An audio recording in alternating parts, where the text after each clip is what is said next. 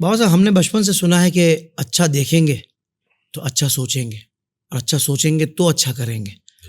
تو فی زمانہ تو اچھا دیکھنے کا معاملہ بہت کم ہوتا جا رہا ہے. ٹی وی کھولو تو بے حیائی، موبائل ہاتھ میں ہو تو اس میں بھی آنکھوں کی حفاظت بہت مشکل ہو جاتی ہے. تو بابا صاحب یہ برے خیالات جو اب آتے رہتے ہیں، اور برے خیالات بھی آتے ہیں، اور پھر خواب میں سو جائے بندہ تو بھی اس میں بھی زیادہ یہ چیزیں آ رہی ہوتی ہیں.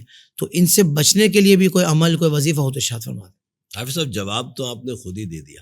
اللہ سوال میں ہی جواب تھا کہ اچھا دیکھیں گے، اچھا پھر سوچیں گے، پھر اچھا ہی کریں گے. اب جب سارا دن سارا وقت جو ہمارے جاگنے کا ہے ہمارے بچوں کا، تو اس میں جب بری چیزیں دیکھیں گے تو خواب بھی برے ہی آئیں گے، صحیح، سوچے بھی بری آئیں گی.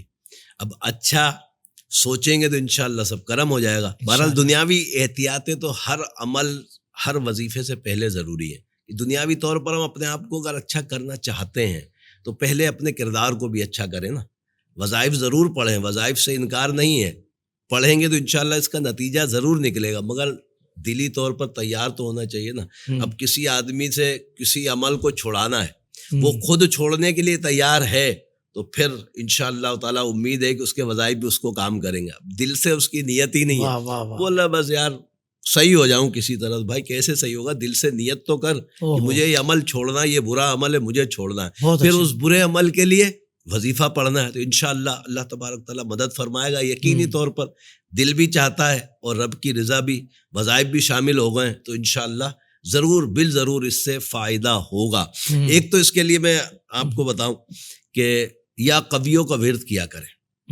جو بھی اس طرح کے معاملات کسی کے ساتھ ہوں کہ نظر بری ہو طرف جا رہی ہے یا ذہن برائی کی طرف جا رہا ہے، ایک تو یا قویوں پڑھیں، اور دوسری چیز یہ عشاء کی نماز کے بعد. اچھا یہ تمام وظائف میں ایسا نہیں ہے کہ صرف وظائف جس نماز کے بعد بتایا گئے وہی نماز پڑھنی ہے. نماز ہمارے اوپر فرض ہے، وہ تو پڑھنی ہے. یہ وظائف اس لیے بتائے جاتے ہیں کہ پابندی ہو نا کہ فلاں نماز کے بعد یعنی نماز پڑھی اور اب وظیفے کی طرف نکلیں گے.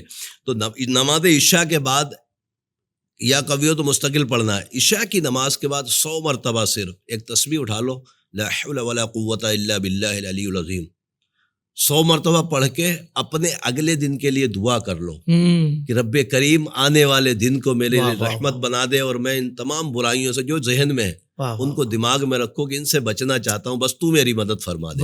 انشاءاللہ دیکھیں کیسا کمال ہوتا ہے اور زندگی میں کیسا انقلاب آتا ہے. بہت خوبصورت، بہت خوبصورت. سبحان اللہ.